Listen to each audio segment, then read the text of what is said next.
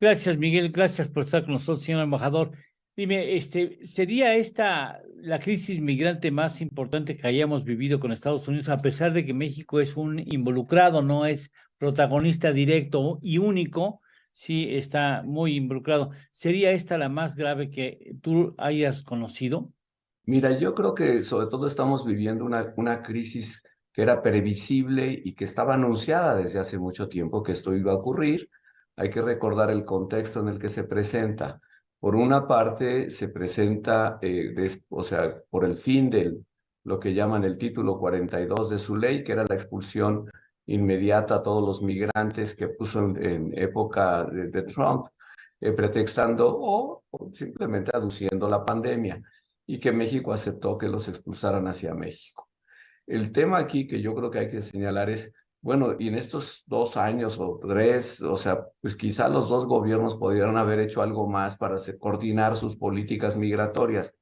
Y a mí lo que me da la impresión es que ni Estados Unidos ni México tienen realmente políticas migratorias que no sean simplemente pues, la contención y a ver qué hacemos y un poco medidas coyunturales para pues literalmente patear el bote hacia adelante. Estados Unidos no tiene una política migratoria real. Su última ley migratoria es de 1986. Yo me acuerdo porque yo vivía en Estados Unidos en esa época, la IRCA, Immigration Reform and Control Act. Y, o sea, los números han cambiado porque la economía de Estados Unidos, pues también hay que decirlo, demanda muchísima mano de obra, muchísima mano de obra. Y ahora, pues, obviamente la necesitan esa mano de obra para no entrar en recesión, en fin, una serie de factores. Así como decíamos, ese señor Kennedy que se atreve a decir de una forma verdaderamente indignante que Estados Unidos, si no estuviera Estados Unidos, los mexicanos haríamos, no voy a repetirlo, pero el insulto que nos hace. Hay que decir que la mayor parte de los trabajadores agrícolas en Estados Unidos son mexicanos. Los mexicanos son los que literalmente hacen las cosechas, los que alimentan a Estados Unidos. Y esto es una cosa que se dice poco, pero hay que decirla. O son mexicanos nacidos en Estados Unidos o son mexicanos nacidos en México.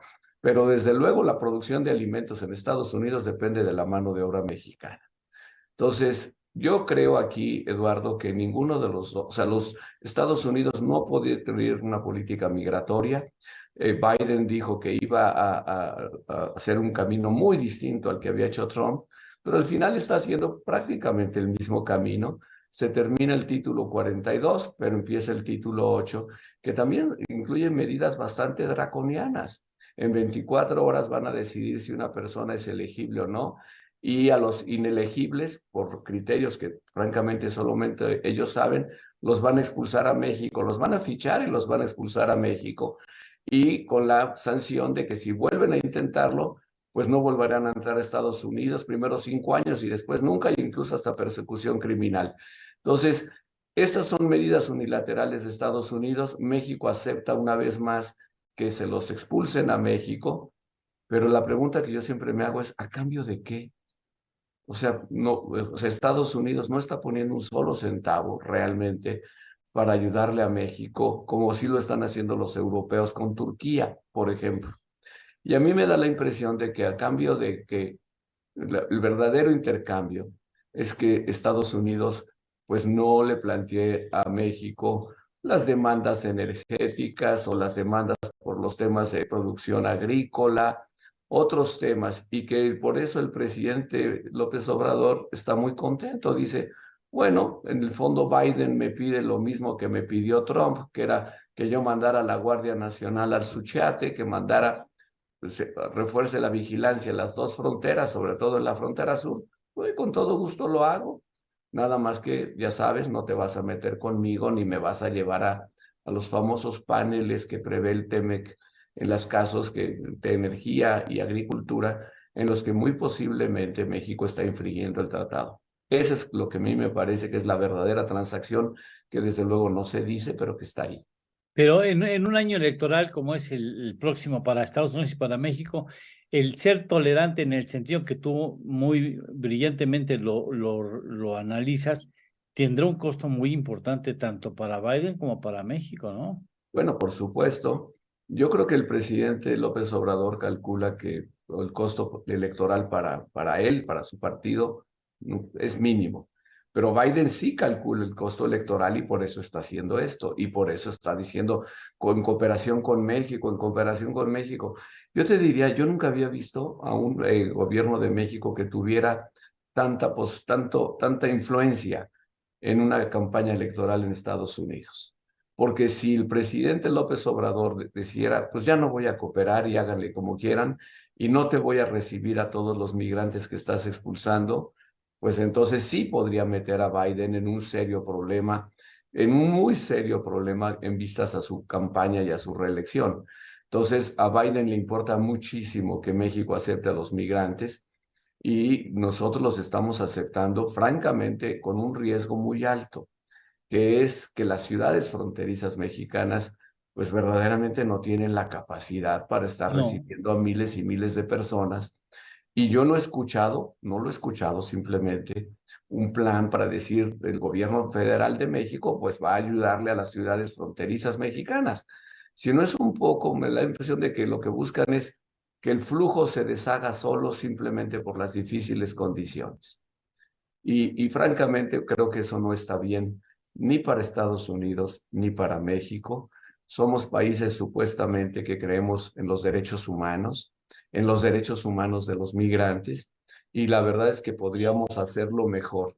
Aquí es un poco, mi impresión es que dice, bueno, pero si todo esto ya sabíamos que pasaría, como dice la canción, ¿cómo diablos fui a caer? ¿No? Y sí, la claro. verdad es porque los dos gobiernos no debieron haber hecho mucho más. México siempre le pide a Estados Unidos algo, Eduardo, que es simplemente casi imposible que ocurra. Quiero que inviertas en esos países, que inviertas mucho y entonces ya no van a salir los migrantes. Es que no es así. Tú y yo sabemos muy bien que las empresas invierten donde encuentran buenas condiciones. Entonces, si no hay buenas condiciones para invertir en Guatemala, en Honduras, El Salvador y en otros países, no digamos Haití, Nicaragua, Cuba, Venezuela, pues ¿cómo vas digamos, a motivar que las empresas vayan e inviertan ahí? Dicen, pues ¿cómo? Si no hay seguridad y las condiciones No, están terribles, pues ¿cómo? Es decir, normalmente cuando tú tienes un programa de atracción de inversión, destacas que en tu país o en tu región, en tu estado, hay paz, hay seguridad, hay tranquilidad, hay electricidad, hay agua, hay, en fin, una serie de incentivos claro. que inviertas. Cuando dices, ve a invertir ahí, porque fíjate que lo que queremos parar es un flujo migratorio, que a su vez, y hay que también decirlo, ¿qué es lo que causa este flujo migratorio, sobre todo voy a hacer un lado a México de momento, de estos países? La violencia, las maras, las persecuciones, el crimen organizado. Entonces la gente dice, yo me arriesgo no me importa, pero me quiero ir. Hay más de 6 millones de refugiados o inmigrantes venezolanos en Sudamérica. O sea, esos son números.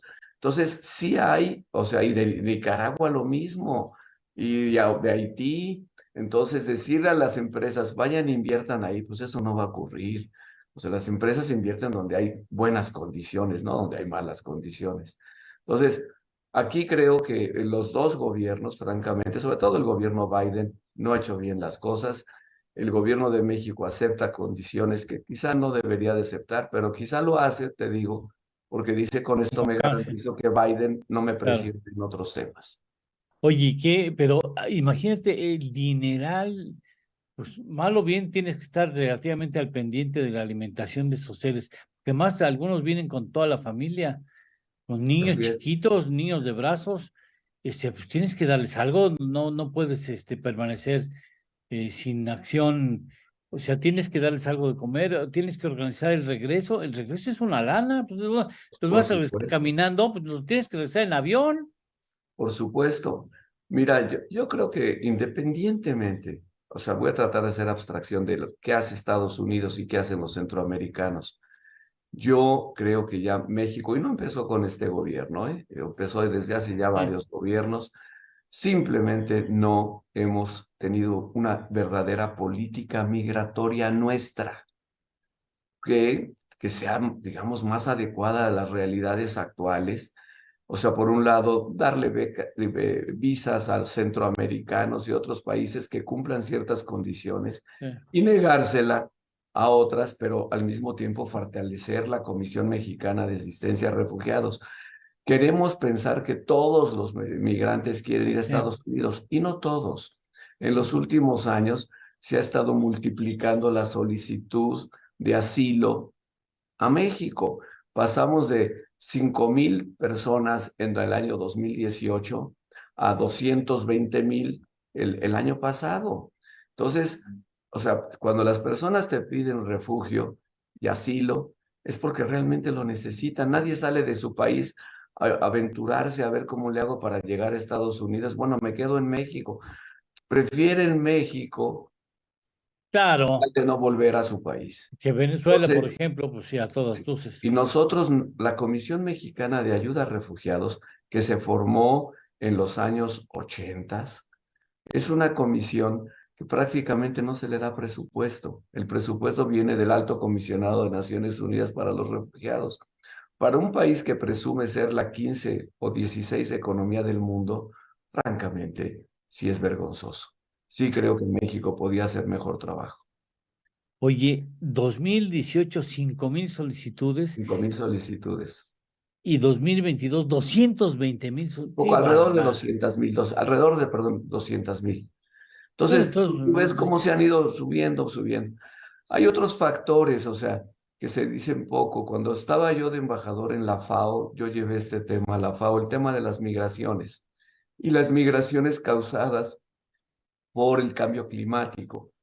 Hay una terrible sequía en Centroamérica, lo que llaman el corredor seco centroamericano, que hace que los campesinos, las gentes de los sectores rurales, pues dejen sus tierras, se vayan primero a las ciudades y luego digan, no, pues vámonos, aquí no hay condiciones de vida, vámonos a Estados Unidos o a México, pero vámonos de aquí.